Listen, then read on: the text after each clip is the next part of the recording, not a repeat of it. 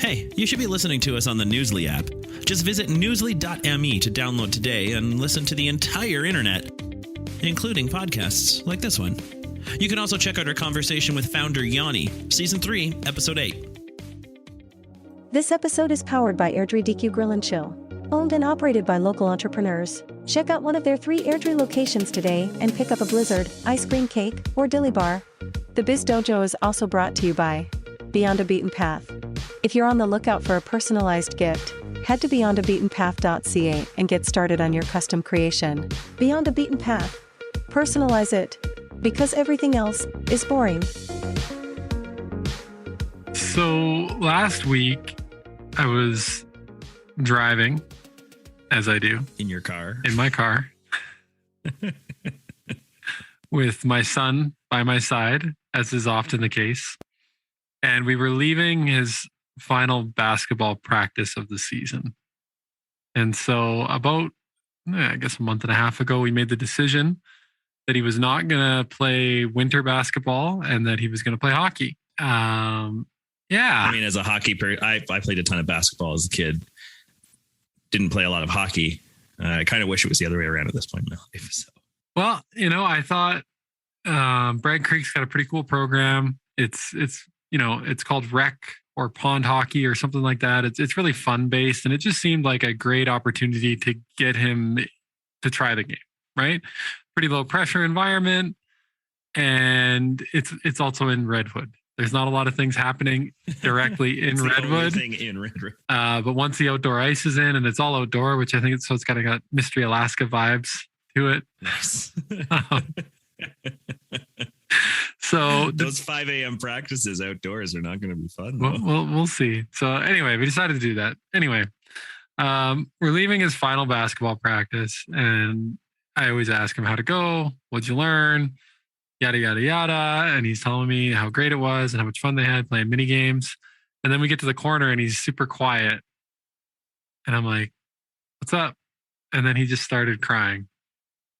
And he cried almost the entire way home. And he wasn't like sad necessarily. Like, I don't know that I would use sad to describe it necessarily, but like he just really, really, really enjoyed his time there. And, he wants to continue, and he will, like I said to him, you're going to keep playing basketball. Don't worry. You got lots of basketball left in you. We're going to give this hockey thing, a try. And we can always go to the Cochrane gym and play and stuff. But just to see like the emotion flood out of him of like how much he took away from that experience and how much it meant to him, it was hard for me not to get choked up. And it just reminded me of how impactful sport is on us as people, and especially in those formative years. Absolutely. We've talked a few times about me starting my coaching journey as a 7-year-old young basketball coach. And like I still remember playing on that team.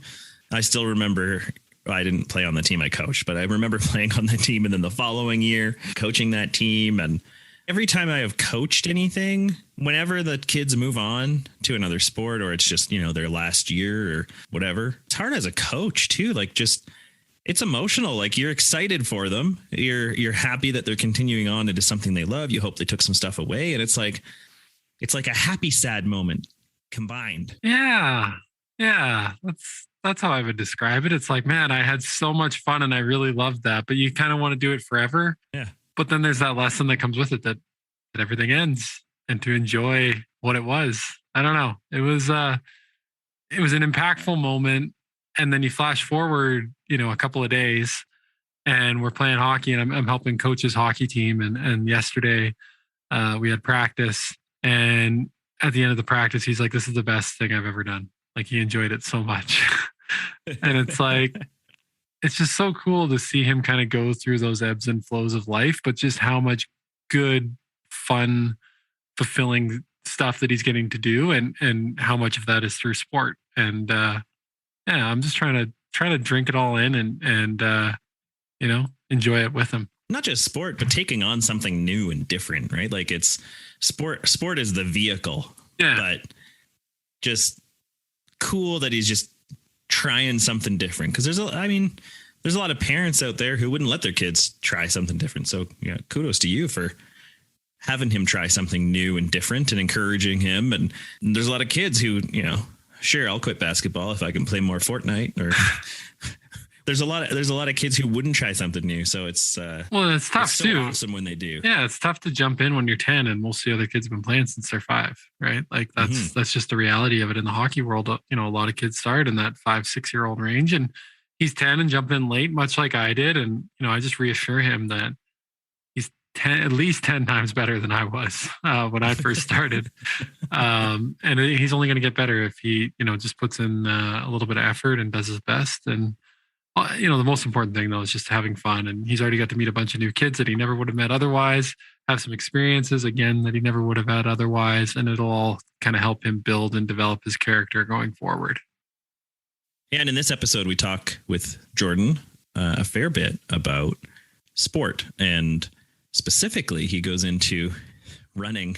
100K, like I can't even. I did a marathon, so I think it was 2008, 2009. It was a while ago. Yeah, back when I used to have legs that worked. I ran a marathon. I just decided, hey, I'm going to run a marathon, and found the closest one, which was happening 8 weeks later. Was it just like outside of your house? You're just like, I'm looking for, there's one. And you kind of went to it. There goes one. Yeah. And then I jumped in at the start, and then I took a cab to the end, and I won. Very Homer Simpson-ish. Yes. Yeah. No, I ran it. It was good, but that was 42.2 kilometers. And at the end, as I crossed the finish line, I basically told myself I would never run 42.2 kilometers, even cumulatively, for as long as that. It hurt.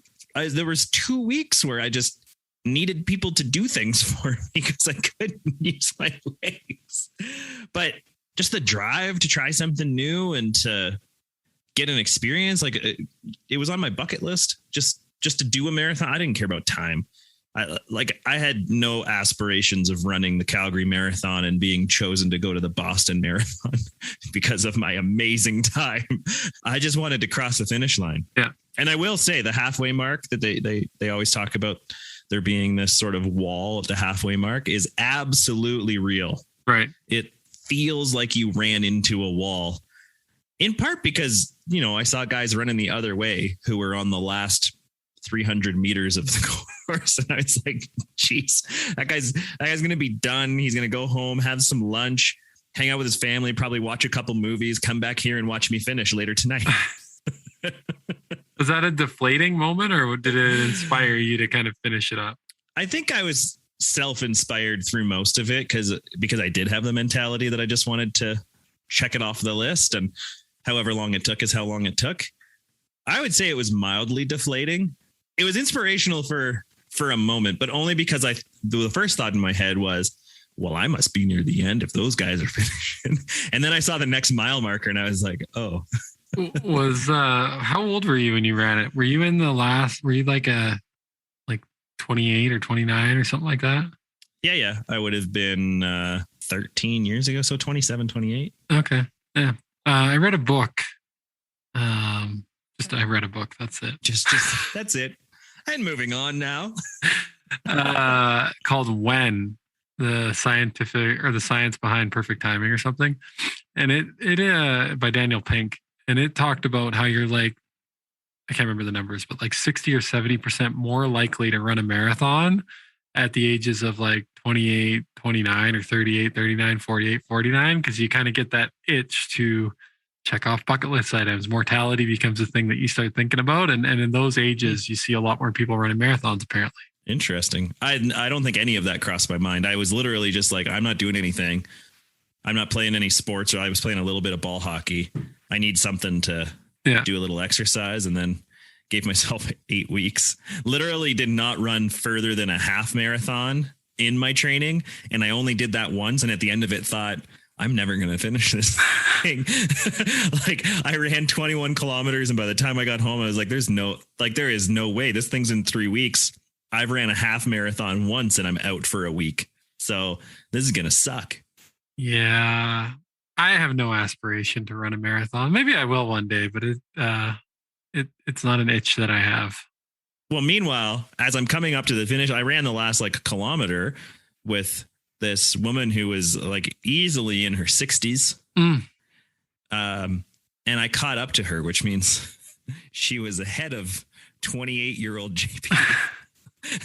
Did you wear your goalie pads when you ran this? Or? I wish. No. So I caught, and it was great because her son actually came onto the course and jogged with her a little bit just as she finished the race.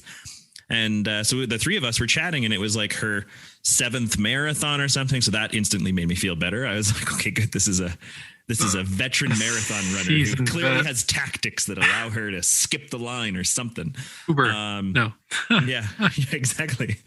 And yeah, so we just ran the last little, and then I think I talk about it on the pod too. I'm one of those guys who's like, you got to finish strong. And so I just took off from her for the last 100 meters, mostly to make it look like I beat her. But that was probably the most inspiring piece. Like I loved getting the little thing at the end that said, hey, here, you hurt yourself for 5 hours. But I think the most inspirational piece for me was just having the conversation with her and talking about her journey. And it was great all through sport. Very cool. Very inspiring. Well, let's get into the episode, shall we? Let's do it.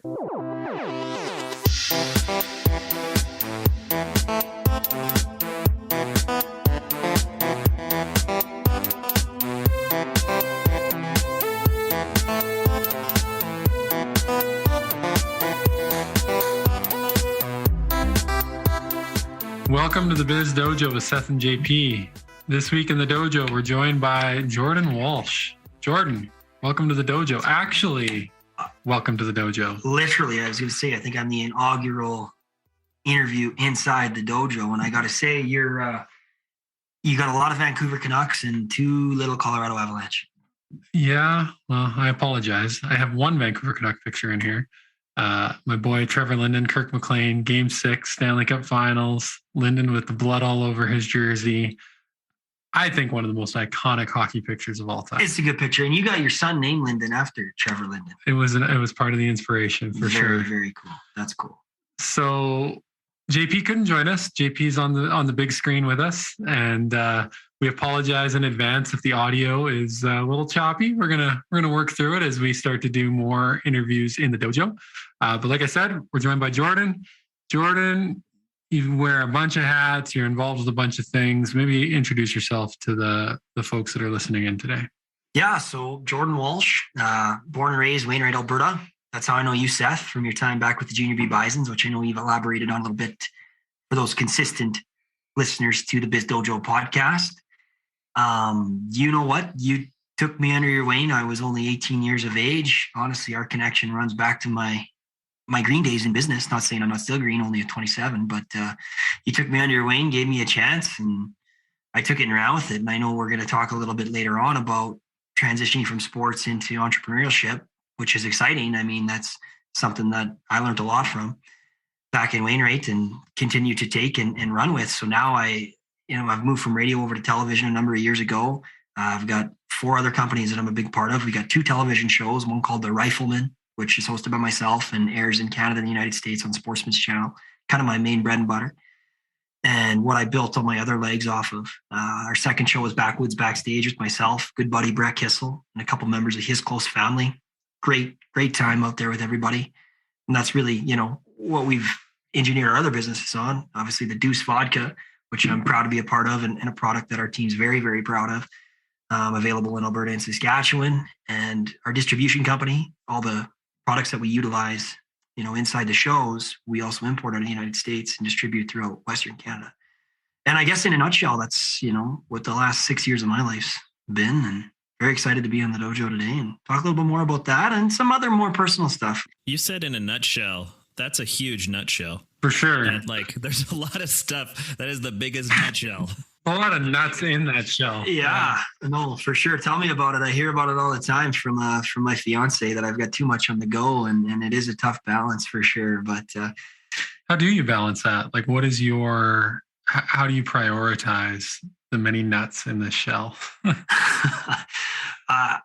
Yeah, I mean, I wish I had a direct answer for that, and it probably varies for everybody. But honestly, for me, I try to intertwine them. And I think that that's what I started with in the beginning. Think of it like a spider, right? Like the body of my spider is kind of television and hunting, outdoor related television. And that's where everything else stems off of, my relationship with Brett Kissel, the country music artist. He wanted to do a show in COVID. Obviously there's no concerts going on. His tour last year got canceled. His tour this year got canceled. Well, he still wants to perform and interact with people. So he started a television show, which I produce and then one of the hosts of. Off that, I'm now part of his vodka company. And I guess you can never buy a beer for the wrong guy is a label that I like. So just using my television show to meet people, meet other business opportunities, and then kind of prioritize which ones I think have a chance to be successful and invest a little time and maybe a little money too in those. The distribution side of things is a prime example of that. I'm marketing these products on my show. I'm running my show. Well, why wouldn't I double dip and import them out of the United States and then sell to all the storefronts? I'm now marketing your product and I'm distributing it. So I think for me, it's not so much prioritizing one or the other. It's how can I connect and bring in not only my businesses, but other people's businesses and try to make, I guess at the end of the day, myself dollars, but other people dollars too. So that, you might have a sponsor for $25,000 one year. Well, if you sell $40,000 worth of the product, that marketing is paid for and it's just a bonus. So you're going to have those clients year after year after year. So I guess to answer your question and tie it all back together, I don't know if I prioritize with businesses one over the other. It's how can I intertwine them all so that it's that snowball effect that everything just grows and grows and everyone that's involved is coming out ahead. And I think that's very important. It's, you hear guys like Grant Cardone and Ed Milet always talk about it, revenue streams. If you want to attain wealth and sustainable wealth, you got to have more than one revenue stream. I don't think there's a magic number. Some of them say there is, maybe some people it's 3, maybe it's 5, 6, 7, but you've got to continue to build off your main revenue stream and divulge into others. Tying that back to family, well, you gotta, like my buddy Brett says, you gotta make a life, not a living. Yeah. So at the end of the day, you can have all the money in the world. If you don't, and you guys know it, if you don't have love in a family, you've just got a full bank account. You don't have a full heart. You're not going to go far. So I try to monitor that. I don't have any silver bullet for that. But when I'm feeling a little bit like I need some family time, like this weekend, for example, we jet away to Jasper and it is what it is. We're going to talk quite a bit about business, some of the things you've learned along the way. One of the things that you did fairly recently, when did you run that? 100K. Yeah. Oh, end of August. End of August. Yeah. So you're a guy who's accomplished quite a bit. You're 27 now, so you're in the back half of your 20s. Yeah, and it feels like it too. I swear I'm getting older by the day. Literally. That is literally true. We are all getting older. So you're trying to figure out what's my next challenge. What's the genesis of sitting on the couch one day to running 100K? Well, and I know you can talk to this too, with the terms of fitness and health and physical health, because you've taken a lot more steps than I have. And congrats to you for that. But thanks. For me, it started a number of years ago when I was in New Zealand. I guess about 2.5, 3 years ago, just before COVID. There, I went to New Zealand and I went on a tar hunt. Which, for those who don't know, a tar is like our version of a goat, like the white billy goats that live on the top of the mountain. Yeah, that's their version of that. So you got to go to the top of the mountain in order to get that. So I go down there to New Zealand, and I got a good buddy of mine at the time, and actually a mentor and a life coach at the time, Derek Stone from Stone Performance Academy. And I don't work with Derek anymore, but he's a great guy, and you know what, he changed my life in a lot of positive ways. And this was one of them. I'm over there and, I'm 24 and I kind of realized I'm out of shape. Like I'm not out of shape, but for 24 and what I'm trying to do, I'm out of shape. And it's not going to be acceptable when I travel around the world and I'm not physically capable enough at whatever age, let alone 24, to get to the top of a mountain to get my job done. And so when you say out of shape, like you're huffing and puffing as you're going up the hill? Yeah. Like everybody's just ahead of me. You know what I mean? And, I'm a young guy. I should be up there with these older guys, right? Now they're in great shape, but for me, it was an eye opener.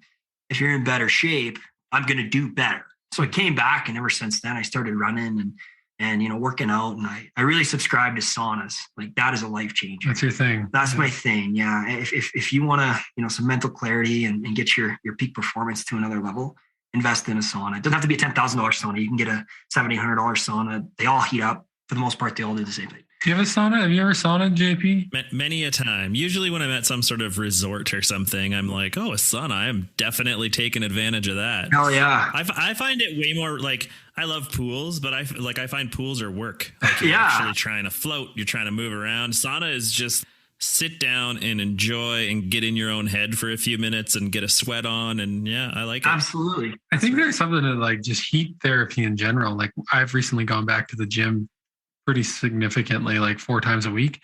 And I hit the hot tub for 10 minutes before every workout. And my body has never felt better. Yeah. Like I don't have to stretch as much. I still do a bit of like a dynamic sort of stretching routine. Yeah. But it's like 1/10 of what I was doing when I used to go to the gym pre-COVID. Yeah. And I find the hot tub beforehand just Game makes changer. total game changer. Heat in general, man. Like Yeah. I went to my chiropractor the other day, and they always throw like the hot towel or whatever over your shoulders or on your back. For the first time ever, when I walked in, it was a new chiropractor. I've never been to him before, but the receptionist came into the room with me and threw the hot towels on my back right away. And I just laid there for 10 minutes while I waited for my appointment time. And then he walked in and my back was already ready to go. And it was like the most amazing thing ever. In the beginning, you're probably like, wow, what kind of chiropractor is this? This could be good. What's going on here? For sure. No, and I think you hit something that really, speaks to me. A lot of people, when they're in the mountains on a vacation or whatever, that's when they go to a sauna. That's when they go to a hot tub. So like, yeah, Seth, all the health attributes that you mentioned, plus that mental clarity of, hey, your body automatically associates that, JP, with a vacation or with a feel-good scenario in the mountains. Well, now, I've just built it into the basement of my home. So you get that physical wellness, but you also get a lot of mental clarity. And a lot of my good ideas and a lot of, just keeping my brain clear and on track happens in the sauna.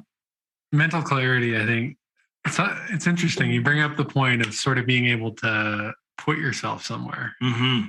And I've had this conversation in some of the coaching I've been doing. And I know JP and I have talked about this. Like if you envision your ideal day or the perfect place, whether if that's a sauna on the mountains, and you can kind of just put yourself there mentally just for a moment. Yeah.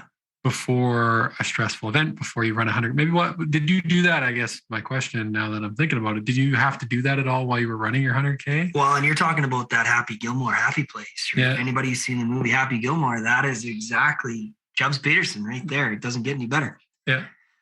My happy place. Did I do that on the run? No, I guess I did in a sense, but I didn't go like when I'm in a sauna, and this will sound really weird. I always like I'll close my eyes and I'll do almost like a meditation. Then I wouldn't call it that, but I need to get better at meditating. I think I don't do enough of it. Why wouldn't you call it a meditation? I guess maybe you could. I'm not really familiar with meditating. I just try to get to a Zen place and turn my brain off and just feel good and focus on what I need to do at the end of it. Survey says that sounds like meditation. Okay, there. I guess I meditate. I guess I don't need to start. I've already begun.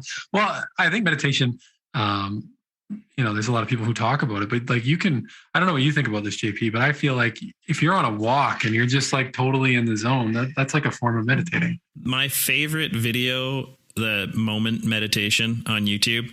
I've watched that thing a million times, but it just teaches you like how in the moment to really hyper focus on the things around you and block out everything else. And whether that's like a thing you're doing or on a specific thought or however you want to use that focus. I actually use it playing hockey all the time. Nice. I've actually played games where I can't even think of things outside the rink. I get so focused that I literally just see blackness in my mind when I think of anything other than hockey. It's a really weird feeling, but once you've done it a million times, and I've watched that video probably 2 million times to get to that place.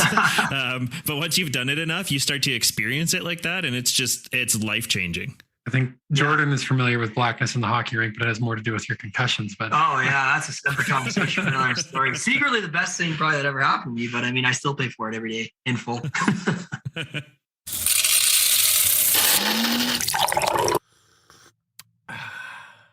Hey everyone, if you didn't already know, this episode is sponsored by searchhustle.com, your resource for digital marketing training. It's taught by digital marketers at the bleeding edge, for digital marketers at the bleeding edge, business owners, and fresh marketing grads.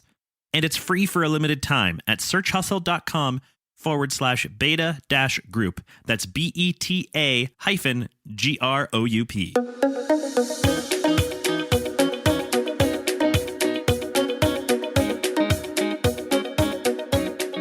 I think you touched on some really interesting points there. Jamie Smart, he's a coach and I don't know if he's New York Times bestseller, but he's a best-selling author, and his book is called Clarity. And he has a YouTube video. It's one of my favorites, and it's about sort of an analogy about kids and teddy bears, and how we as adults basically have teddy bears, and how we project our feelings or our thoughts onto other things. Sure. It could be our boss, our bank balance, our personality. The example he gives is vacation, and how, we love vacations, right? You love vacations. You're a big traveler. Yeah. No vacation is good enough to give you a feeling. Because all your feelings come from within. 100%. And so when you said that, just around getting that mental clarity, being able to sort of process that you're creating a feeling in the moment, it's a very powerful tool to have in your, I'll call it like emotional well-being toolkit. Well, and you're hitting home for me because a number of reasons, but this might be a little negative Nancy, but I mean, I've been very fortunate to do a lot of the things I grew up wanting to do. And I'll just say that. Pilot, hockey, business, hunting, you name it, 100%. And I can truthfully say that everything you think is going to be a 10 isn't really ever a 10. It's more like a 7.5 or an 8. But as soon as you kind of realize, and it's not a sad realization, I think it's just a real realization that nothing, unless you let it, is going to be as great as you want it to be, then you kind of start to appreciate those 8s as those 10s. And that's when I think you really start to realize, hey, I actually feel really great. Hey, this is amazing, and whatever the case might be. But like you say, if you don't let yourself feel that, or you're always, I don't want to say a glass half empty, half full, but even 3/4 full and a quarter empty, you can't look at it like that. But I think everybody, in each to their own, has to kind of have a few of those moments where everybody's got different goals. Maybe somebody wants to drive a certain car, or maybe somebody wants to run a certain race, but until you check off a few of those and realize it's great, but it's not what you maybe thought it would be, then you'll start to appreciate all your wins even more. And I think that's when you kind of gear it up into that 10 out of 10 category. Kind of what you're talking about, I think. It's in the vein. I think it's once you realize that whatever you're looking for is actually inside of you. 100%. Yeah. It's nothing external. Do you think it's because we place expectation on it once we start thinking about it? Because I just think of the greatest experiences that I've ever had. Like, I went to Africa for a month. Yeah. And I literally went into that thinking, a trip to Africa will be cool. Like, I didn't have really high expectations. I just thought, I'm going to spend a month in a cool place. I'm going to let it come at me however it comes at me. And honestly, that trip was a 10, maybe an 11. I think you're 100% right. It was one of the best things that I have ever done in my life, and I recommend it to everybody. So if you're listening to this, go to Africa. Do it. Do it. I agree. Been there a couple times. It is amazing. Africa's an amazing place. Don't be scared. Just get on the plane and go. Yeah, but we set these expectations when we set what we want to achieve, our goal or whatever. We put expectations around it, so we automatically fence it in. And we think it has to fulfill this space for us. And if it doesn't, then we didn't achieve what we wanted to achieve. So then, to your point, when we actually go and get that car, sure, we've wanted it since we were 6 years old. We've got this sweet 67 Chevy that we've been dreaming about since we had a Hot Wheel of it. And then we sit in it and we're like, this is like a 7.5, an 8. It's pretty cool. I don't want to trade it in. No. But it was never actually that thing, right? It was the feeling that you associated to it, which was based on a thought you had in the moment. You guys are absolutely right. Yes, I agree entirely. So pivoting back to the run, what did you learn about yourself in that experience? It was a journey that started, like I said, a couple of years ago. And last year, I ran quite a lot. And just with COVID and everything, it was like just something I could go and do. And with my working from home, I work from home all the time, whether I'm on the road or wherever. I'm on the phone, on my computer, I can do my job. So I needed to get away, and, I couldn't go anywhere. So it was just a run. Well, I started doing, I did a 21K, and I've never actually entered an event or anything. I just do it for myself. I don't do it to get a little medal at the end or a ribbon that I did a run. I mean, if that's somebody's motivation, keep kicking ass. But for me, it was just so I could say I did it. No one can ever take any of that away from me. A car or whatever they can take away. But hey, I ran a half marathon. Hey, I ran a full marathon. Hey, I ran 100K. No one can ever take that away. Yeah. And that's what I liked. So last year, I did run quite a bit. I did a couple halves, 21, 23K, somewhere in that vicinity. And I did 2 quote unquote full marathons where I did 44K or just under 44K, 43.7, I think is actually a marathon. But my goal was always. Did you do a lot of training for those things? Like, were you all in, or were you just like basically running those events? It was more a mental thing. And the human brain is such an amazing tool. Like, I mean, if you tell yourself you can do something, you can just do it. So that was for me, I guess, the biggest thing. Like, I guess last year you could say I trained because I ran 3, 4, 5 times a week. Mm-hmm. But this year, all in, I probably ran a dozen times. So up until like total. Like April, okay. And I don't run in the winter. That's for the birds. But from May to now, I've probably ran a dozen times. I've been more weightlifting and stuff like that this summer. But yeah, I just, I know I can do it. It's just a matter of going out and doing it. So I kind of realized that, look, I'm not getting any younger. I'm not getting in any better shape. When I started this running thing, I wanted to do 100 kilometers because shout out to our buddy, Nick Fountain. Yeah. I remember, 2017, I was sitting on a plane flying to Denver, Colorado, ironically enough. And I got a text that he had just had an aneurysm. It was the same day as the Humboldt crash. It was identical same day. So I think it was April 6th or 7th.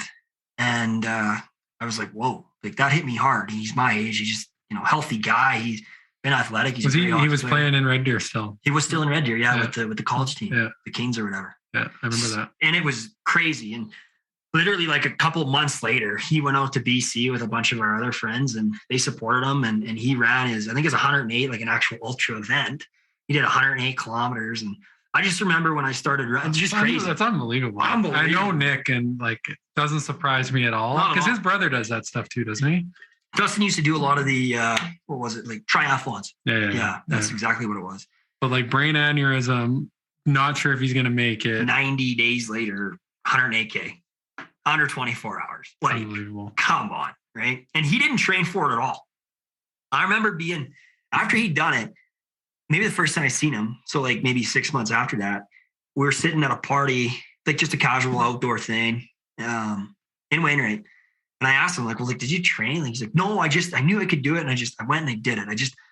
Everybody, and I hope he doesn't mind me saying, he's like, everybody kept saying, oh, I'm really sorry it happened to you or something along those lines. And Nick, I apologize if I'm wrong, but, and he hated it. He's like, no, it's fine. Like, it's good. I don't need your sympathy. Like, I can go and do something. Like, I had to go and do something so that people were like actually, hey, A, I'm okay, but B, now, okay, fine. Like, I'm good. Leave me alone. You know what I mean? Not in a bad way, but like, he just crushed it. And that just stuck with me. So like, if he listens to this, that totally, and I've told him this before too. I messaged him before I did it. I actually tried last year to do it. And you mentioned my concussions. I got a migraine and I think I ran 12K and I knew like I have a migraine. I can probably go to like 70, 80, but I'm going to power out because when I have my migraines, I get really tired really quick. So I stopped. And then this year I knew I had to do it because I'm like, I'm getting in worse shape. I'm not getting lazier, but I'm getting busier. I don't have as much time. So I just kind of said, came and do it. And my biggest thing was I wanted to have that 100 kilometers on my iPhone because that's what I always run with. Okay, I check my iPhone and I'm at 21.5K. Well, it reboots every 24 hours. So if I did it over 24 hours and I start at like 6 a.m. and I finish at 3 a.m., let's say the next day, I'd have like 80 and 20. So you had to start at midnight. I started at midnight and I was going to run like 20K and then take like an hour rest and keep going. But I kept running. It was obviously colder at night. And I'm looking at the forecast and it's gonna be like plus 32 that day. So I'm like, well, if I don't get like 70K done before 8 a.m., I'm toast. So I did, and I just kept going. And it took me, I think just over 17 hours about to do it, which it's actually just below average time for people that do the events. Like I think like 16:20 or 16:30 is pretty average. So I was 40 minutes over that, but no training, nothing, just the mindset to get it done. That's awesome. I decided in 2008 or 2009, I decided I wanted to check off running a marathon off my bucket list. Yeah. And I was not running at all. My training was 8 weeks. I just saw a marathon pop up on my phone as an event I could sign up for. And I was like, I'm doing it 8 weeks from now. Here I go. 43 kilometers. Let's run it. And I think I ran once in my quote training. I ran a half marathon and it might have killed me. Like I remember getting home and just lying on the floor in our living room and thinking, I don't know if I'm going to do it. But to your point earlier, like it's amazing what the brain can do. And when you get running. Sure. I was at the halfway point watching people run back from the end of the route and crossing the finish line. And I was like, oh crap, I'm only halfway and these guys are already done. Yeah. But I wasn't there for I've got the little belt buckle medal that they give in Calgary. But you were there for yourself. I wasn't there for that. I was there to check off the thing off my list and to say, hey, you know what? I ran a marathon and no one can take that from me. It's not a thing everyone does. 100%. Well, and even if you're in the back half of that marathon, you're still in the, top 4% of the world that's even done it. You know what I mean? I think when you were telling me about this story, Jordon, one of the most impactful parts, and I love that Nick Fountain stuff. Nick, if you're listening, I'd love to have you on to talk about that, because that's and I don't give a lot of shout out. Like, there's not a lot of people that inspire me, but I can honestly say that was one of the top 5 things. Like, if I didn't know Nick, I probably wouldn't have ever put my mind to doing that. Something else probably, just not that 100K. So you crossed the finish line. Walk me through your emotions and what that felt like. It was, So, I went really hard on the first 70K because I put it in my head that if I didn't do that by like 8, which should be more than attainable, and it was, I was going to not be able to do it because of the heat. And so I pushed it. And I, really, really messed up my left leg. I should have timed it. I should have paced myself way better. But I didn't. So I played the hand that I was dealt and whatnot. So the last, I would say 15K was like hell, for lack of a better term. And, I just keep telling myself, like, hey, like, you know what, run 4 and you can walk 1. Run 4 and you can walk 1. Just get there. And I keep watching and I'm like, 92 kilometer at Associated Hockey. Okay, Gabe Landeskog. Let's get the Mikko Rantanen. Let's get the Connor McDavid. Let's get the Gretzky. Okay, as soon as we get the Gretzky, it's like I'm just going on the home stretch. There's no 100. Who are you shooting for then? I'm just trying to get over it. Let's get the hell out of here. So I was actually pretty close to my house. Like, I had mapped out what 100K was, and I kind of had myself finishing within a good distance of my house.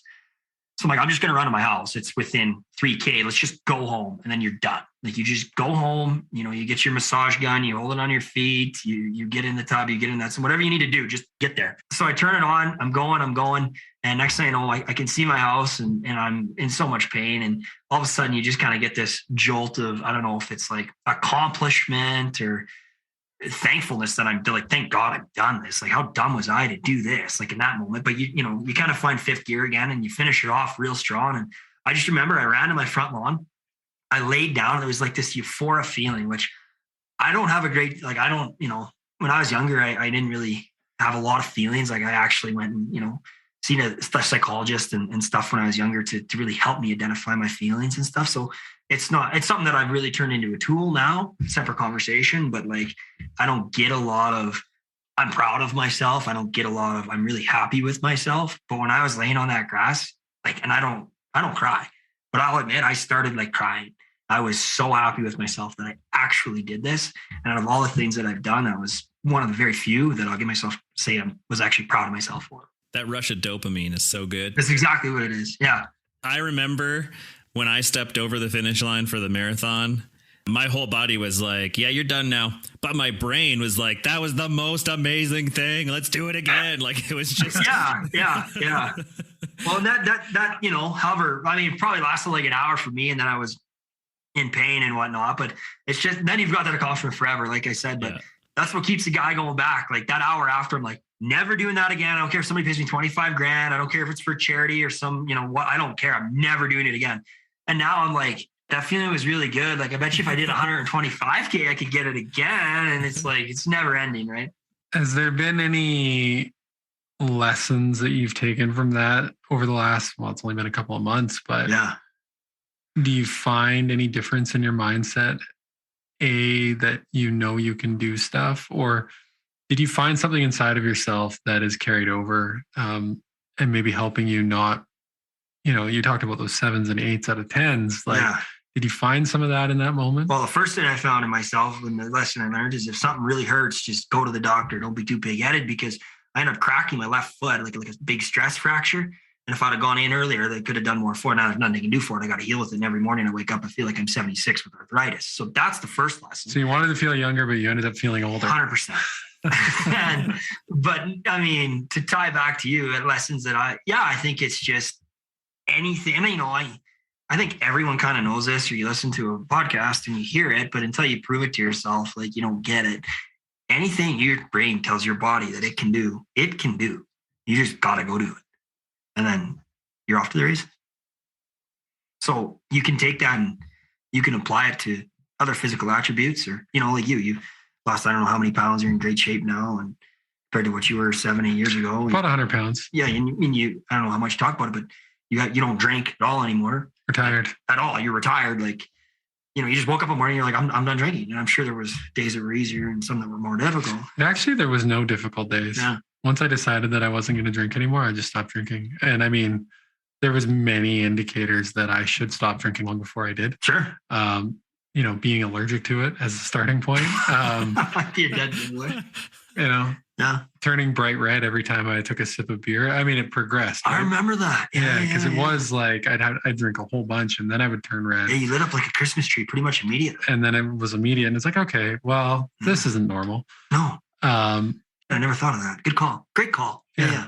So that coupled with, it was just the right thing for the life that I wanted to live. And I actually thought it would be more difficult.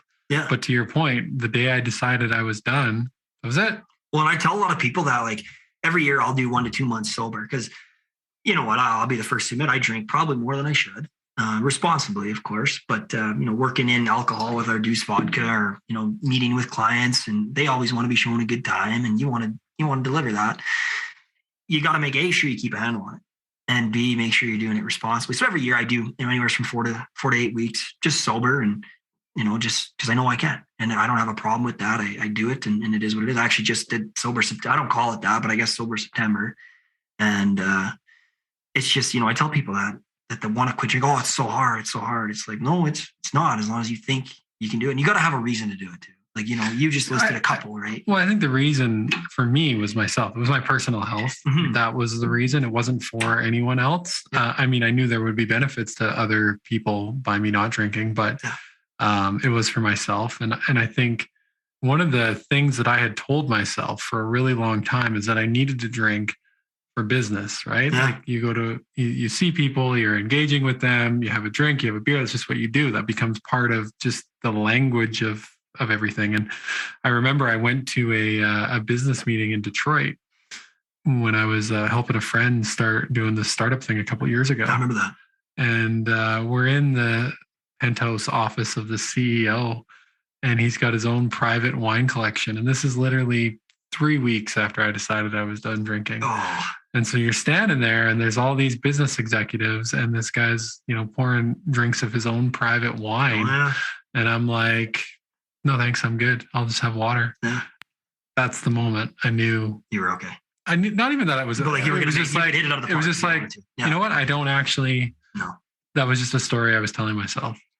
I can't believe you just said that, because like I said, I do that, let's say 1 month every year, but this year was different. So I still talk to a psychologist, about once a month, just keep my pencil sharp, more so about how I can, manage business and life and family more than anything, to be honest, and make sure that I'm on the right path. But I was talking to her right at the beginning of September there, just after I'd run that run, or a couple of weeks after, maybe, doesn't matter. And I was saying, I'm going to do this sober month. She's like, well, she asked me, she's like, well, funny, like, why do you think that you have to? And I said what I just said, like, we're in meetings with clients and And I mean, don't get me wrong, I have fun while I'm drinking, but she's like, you don't need to have an alcoholic beverage in order to have fun or in order to do business. She's like, when you're doing your month, watch yourself in these instances where you'd usually have a beer, primarily business, and try to just exist and be present, and you'll probably enjoy yourself just as much. So that was really what I focused on throughout this month of doing it. And I got to admit, just like what you said, and I've got a funny example that's damn near to a T what you just said. So Kissel does a couple meet and greets with stores that have the Deuce vodka. Well, Wainwright is one of them. Yeah. So we obviously sold out Wainwright because I'm from there, and we go and we do a meet and greet at the Wainwright Liquor and Cold Beer store. And it's a huge success. Everybody's having a great time. And Jay, the owner, brings us in with some of his staff at the end. And they had just had a wreck where, they've got a shelf that's got like anywhere from $4,000 bottle of tequila or whatever to $25,000 bottle of rye or port or rum. Well, they were bombing out at the base, Wainwright's military training facility. And one of the shelves fell, and like a dozen of these 5 to $20,000 bottles broke. So thank God they got insurance, but that's not the point of the story. The point of the story is he had one $16,000 bottle of tequila that there was most of it left. It was just broke. So he saved it all. And he had like a couple of shots left where he offered us all a shot of this tequila. And it was like, whoa, I had to really like take a look in the mirror. But that's exactly what you're saying, right? And I was in that exact same scenario. And I wouldn't say like you, I had a light go on, but I'm just like, I can still be in this moment and be all right. Now, the first thing I did in October when I was off the sober train was go and try that tequila. But hey, in the moment, I didn't need it. No, that's interesting because like I didn't like in the moment, I guess I realized it, but it wasn't until I was looking back on it later that I realized that was the moment. Yeah. And I think that's the beginning of any self-improvement journey. For me, that was part of my journey. But really, whatever journey you're going on, losing weight, improving relationships with people, breaking bad habits, all of it starts at self-awareness. Yeah. And so as you move forward, what are some of your key motivators in your life? So you want to take care of your personal health, obviously for yourself. How does that translate back? I know you have a young daughter and setting an example for her. What is that? How does that all kind of come together? You know, in terms of motivation, I'll kind of take that in two parts. Motivating, I've got a number of different motivating factors, but like some people crucify me for this. And you know what? My best attribute might be my kryptonite, but my biggest motivator, honestly, is money. How do I make money for myself? How do I make money for all my partners, my friends? And I don't mean that rude, like I want all the money. I mean, I want everybody that I work with and that I care about to be successful. So I'm going to do everything that I can to ensure that. And I guess that, you know, just leaks into every friendship and relationship and partnership, I guess, that I have with respects to the family, you know, being my daughter. That's kind of how I think. It's like, you know, I want to make sure that I work hard and I work my ass off enough to give her whatever she wants, or to an extent, obviously you got to be a parent, but. Is it the money or is it something deeper? Like when you think about what does the money provide? Yeah. Security, freedom, like what, if you go a level deeper there, what do you find? Well, I think you hit the nail on the head, right? It's just that, you know, whatever you know, it's, I guess, yeah, you're right. It's that sense of security. It's that able to provide, but you know, it all has that one common denominator. Rather we want to talk about it or not, it's money, right? Yeah. So it's just, I think, realize, and there's nothing wrong with saying, hey, look, I want to go make a bunch of money. Yeah. Don't be greedy. There's something wrong with being greedy. There's something wrong with stabbing people in the back. There's something wrong with doing it the wrong way. But if you're a good, honest, hardworking guy or girl, right? You know, loyalty, money will come, right? You like that one, right? Yes. So we actually did a whole thing on DMX when he passed away. Did you? Yeah, we did. Oh, that's amazing. It was a chopping it up, and I talked about that, and yeah, I think of that way back in the day when we were getting to know each other, back when we were doing the hockey stuff, and listening to some of JP and I were calling him Uncle DMX's life lessons on some of those albums. But that's one of them. You have loyalty and money will come. Well, I took that. I mean, you actually introduced me really to DMX.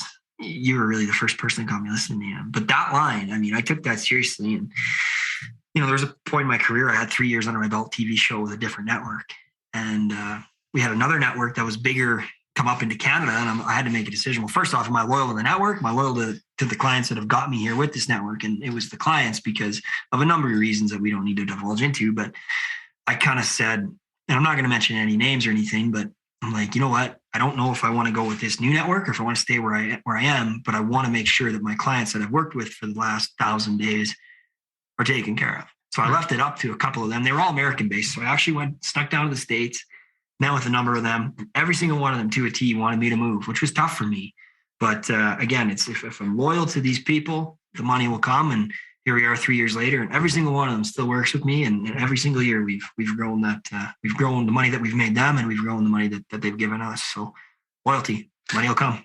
So you mentioned your TV career. I remember, again, you're my sister's age. So you're like this little kid. Both your sisters, the twins. Yeah. You're this little kid with this hedgehog haircut. There's nothing wrong with that haircut. To the T, to the day. Shout out to Walsh's mom for cutting his hair. She still does. Still does. Yeah. But I think I'm going to transition. I think I'm going to start going to HQ Hair Salon in Sherwood Park. But that's another story. Yeah.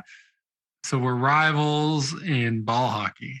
Well, I don't know if we were rivals. We were that first year. The Sioux, the Bisons. we were not friends. I don't think. I think like a rival's got to be like there's got to be some competition. Oh God, come on. We didn't really have any competition. We'll call Pfister and Wyatt. Oh God, you had no competition, but had no problem bringing us onto your team for provincial. No, it was great. Anyway, we were desperate. I just think back to this young kid, and you had all these ambitions. One of them was you wanted to be a pilot. Yeah. You wanted to get involved in hockey at a professional level. Yeah. And you did a little bit of those things. What did you learn through those experiences now with the TV stuff and everything coming up? What's a couple of things you took away from that you were able to apply now? Well, ever since I was like 3, I wanted to be a commercial pilot. I think that's a really great and honorable career, but like you don't make any money until the end. And even so, they treat you like cattle.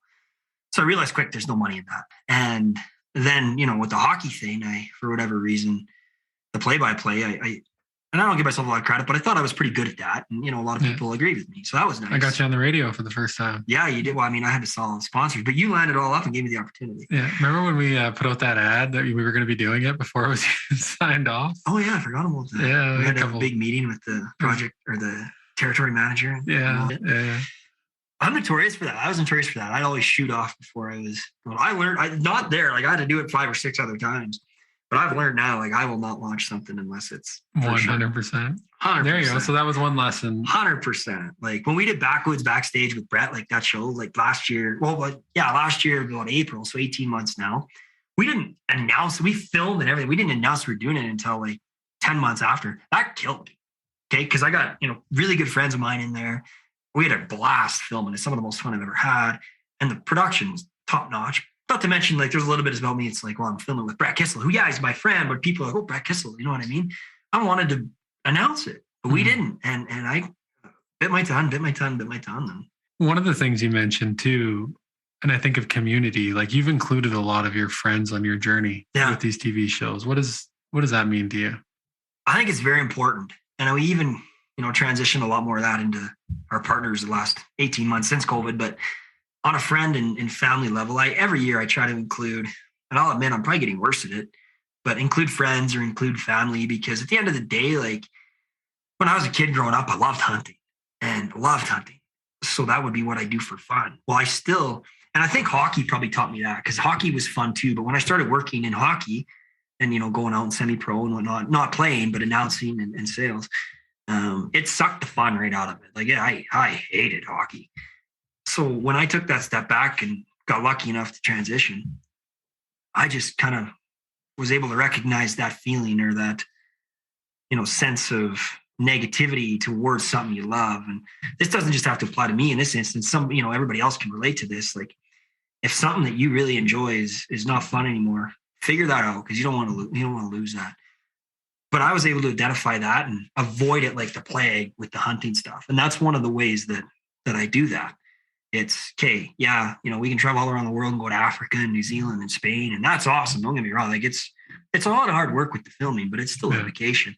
But at the end of the day, I like to go back to Wainwright every year and hunt with my family and my friends because that's what I grew up loving. That's why I fell in love with this, call it a pastime. I don't like to call hunting a sport. But remind yourself of that and turn all that work and all that stuff off at least a couple times a year.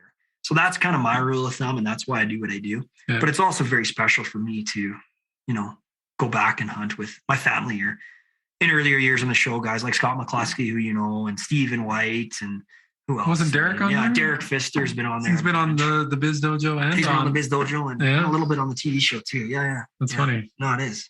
But that's what it's all about, right? Well, that's what, we've been trying to do with the dojo too is, we've had some really cool guests sort of one time. Jordon Walsh. And then Jordon. No.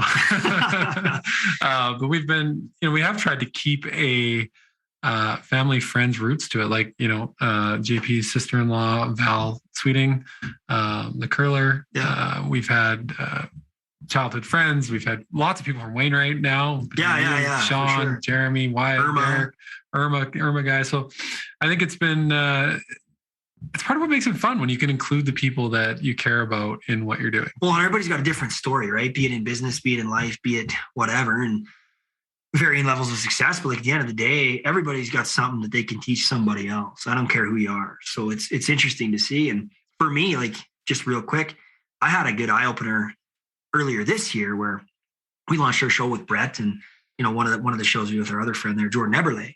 We went out on a whitetail hunt, and S3 harvested some really good whitetail bucks at a fully guided place in Saskatchewan.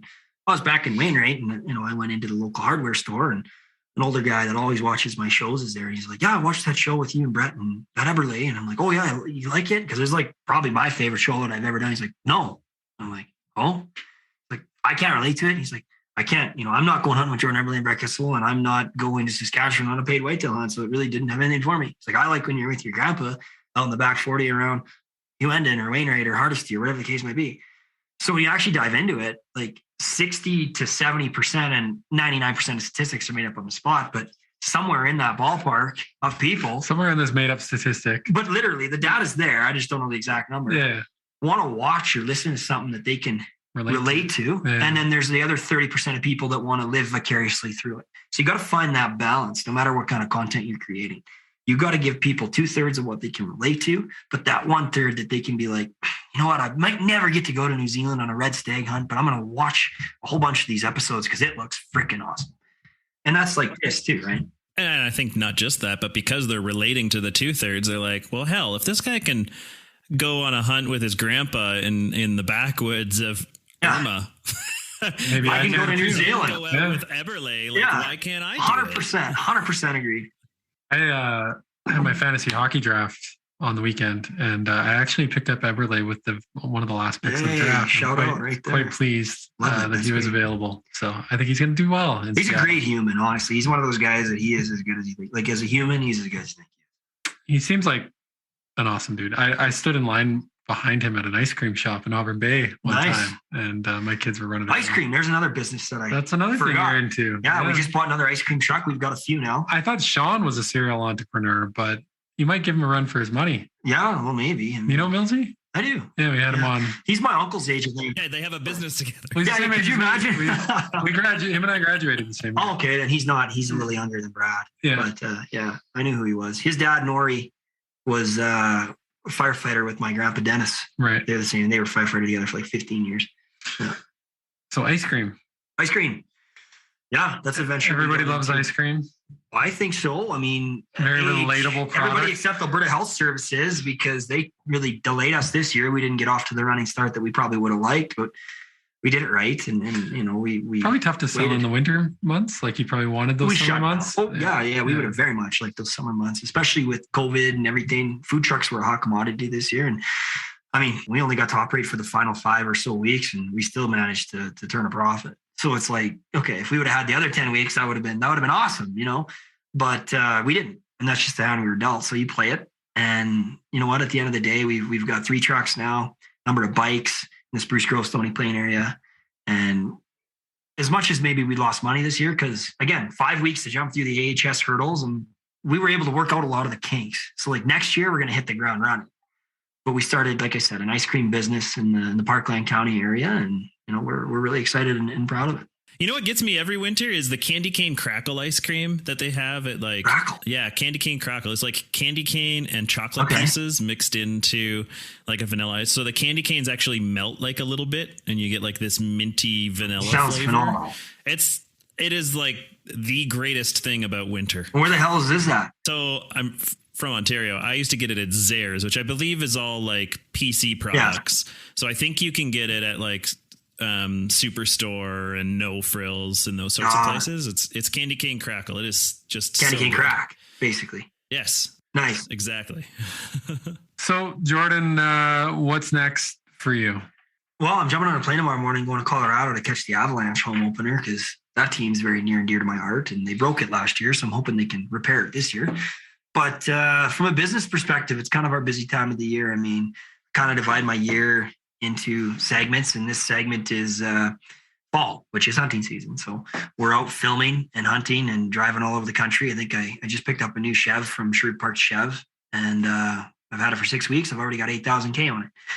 We've been in northern Alberta, elk, moose, you name it. And the next 6 weeks is going to be all focused on whitetail deer throughout Alberta and Saskatchewan. So it is the fun part of the year. We're not in meetings. We're not, flying to the States a whole bunch for work, but as much as it's fun, it is a task. And you know what? Hey, like I said, get outdoors. If nobody's ever tried hunting or whatever, I encourage you to do it. Maybe not even hunting, just get outdoors and go spend a weekend camping. You'll find a sense of rejuvenation that I think you'll be thankful for. And that would be my message, I guess.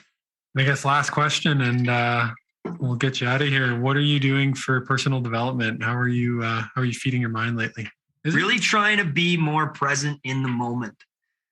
I find that with working from home and always, email, text, I'm stuck to my phone. So rather I'm working on this with my psychologist right now and really taking mental notes on when I find that I am more present in a situation.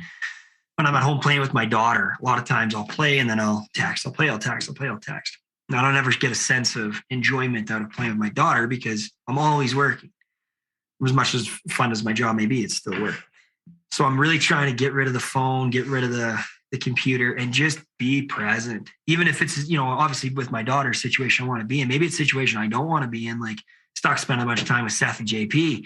Just be present. Take those mental notes, and I'm kidding, of course, but take those mental notes in that situation and just exist. So there's a lot of reward there. I've been focused on that for a number of weeks now, but I still got a lot of room to grow in that department.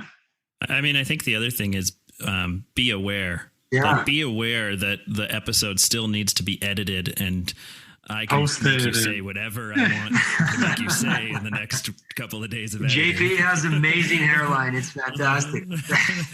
It's so amazing. It's running backwards over my head. Well, thanks for having me on, guys. I really do appreciate it. And I'm definitely on my way through Airdrie. I'm going to stop and grab a Dairy Queen, the Blizzard, now that you fill me in on how great those guys are to work with. And I love Blizzards, so hell yeah.